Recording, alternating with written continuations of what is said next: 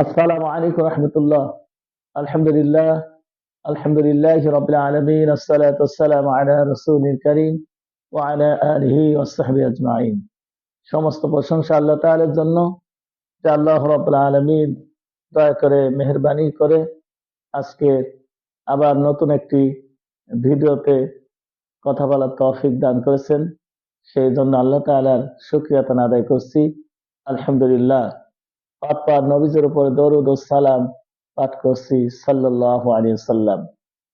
সম্মানিত ভিউয়ার্স, আজকে নতুন ভিডিওতে দরুদ শরীফের ফজিলত সম্পর্কে সংক্ষেপে আলোচনা করার ইচ্ছা করছি ইনশাআল্লাহ। আল্লাহ রাব্বুল আলামিন পবিত্র কোরআনুল কারীমের মধ্যে ঘোষণা করেছেন, ইন্নাল্লাহা ওয়া মালাইকাতাহু ইউসাল্লুনা আলান নবী ইয়া আইয়ুহাল্লাযীনা আমানু সাল্লু আলাইহি ওয়া সাল্লিমু তাসলিমা। আল্লাহ রাব্বুল আলামিন বলেন, নিশ্চয় আমি এবং আমার ফেরেশতাগণ নবীজির উপরে দরুদ পাঠ করি। অতএব হে মুমিনগণ, তোমরাও নবীর উপর দরুদ ও সালাম প্রেরণ করো।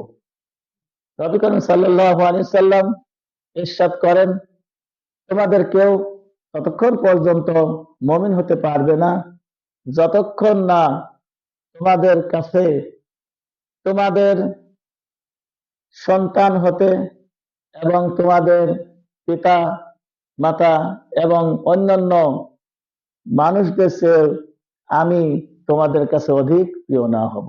হযরত উবাইদা রাদিয়াল্লাহু তাআলা আনহু তিনি আল্লাহ রাসূল সাল্লাল্লাহু আলাইহি সাল্লামকে বললেন, ইয়া রাসূলুল্লাহ, ইয়া হাবিবুল্লাহ, আমি আপনার উপর অধিক পরিমাণে দরুদ শরীফ পাঠ করি। আমি আমার সময়ের 4 ভাগের 1 ভাগ দরুদ শরীফ পড়ব। আল্লাহ রাসূল বললেন, তোমার যা ইচ্ছা, তবে তুমি এর চেয়ে যদি বেশি পড়ো তাহলে তোমার জন্য ভালো হবে। তিনি বললেন, ইয়া রাসূলুল্লাহ, হাবিবুল্লাহ, তাহলে আমি আমার সময়ের অর্ধেক সময় দরুদ শরীফ পাঠ করব। আল্লাহ রাসূল বললেন, তোমার ইচ্ছা, তবে তুমি যদি আরো বেশি পড়ো তবে তোমার জন্য ভালো হবে। এরপর হযরত উবাইদা রাদিয়াল্লাহু তাআলা আনহু বললেন, ইয়া রাসূলুল্লাহ, হাবিবাল্লাহ, তাহলে আমি আমার সময়ের 3 ভাগের 2 ভাগ দরুদ শরীফ পড়ব। আল্লাহ রাসূল বললেন, তোমার ইচ্ছা, তবে তুমি এর চেয়ে যদি অধিক পড়ো তাহলে তোমার জন্য ভালো হবে। এরপর হযরত উবাইদা রাদিয়াল্লাহু তাআলা আনহু তিনি বললেন, ইয়া রাসূলুল্লাহ, হাবিবাল্লাহ, তাহলে আমি আমার সময়ের সবটুকুই দরুদ শরীফ পড়ব। আল্লাহ রাসূল বললেন, তাহলে তোমার আর কোনো চিন্তা থাকবে না, তোমার কোনো পাপ থাকবে না, তোমার দুনিয়াতেও তোমার কোনো ভয় নেই, চিন্তা নেই, আখিরাতেও তোমার কোনো ভয় থাকবে না, চিন্তা থাকবে না।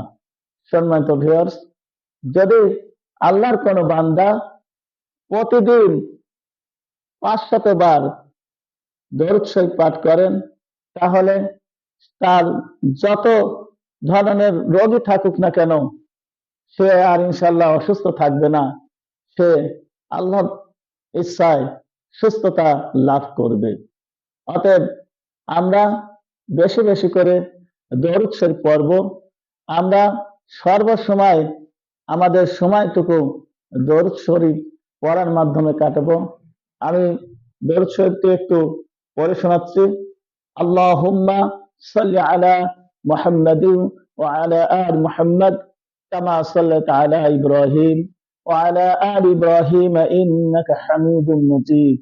আল্লাহুম্মা বারিক আলা মুহাম্মাদিন ওয়া আলা আলি মুহাম্মাদ কামা বারাকতা আলা ইব্রাহিম ওয়া আলা আলি ইব্রাহিম ইন্নাকা হামিদুম মাজিদ। আমরা ইনশাআল্লাহ সর্বসময়ের জন্য আমরা দরুদ শরীফ পড়তে থাকবো।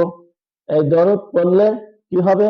আমাদের উপরে আল্লাহ রাব্বুল আলামিনের রহমত বর্ষিত হবে। আর প্রতিটি মুমিন বান্দারই কাম্য রহমত পাওয়া, রহমতের কামনা করা।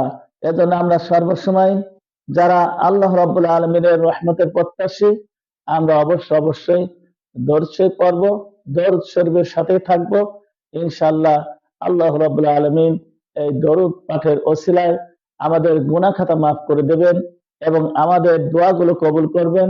আমাদের সমস্ত আমল আল্লাহ রাব্বুল আলামিন কবুল করবেন। সম্মানিত ভিউয়ার্স, আমরা ইনশাআল্লাহ আজ থেকেই দরুদ শরীফের আমল করা শুরু করে দেব। যারা আমরা ভালোভাবে মুখস্থ পারি না, যাদের মুখস্থ নাই, তারা ইনশাআল্লাহ এখান থেকে শুনে শুনে আমরা মুখস্থ করে নেব এবং পড়তে থাকবো। আল্লাহ তাআলা যেন আমাদের সকলকেই তৌফিক দান করেন। আমিন।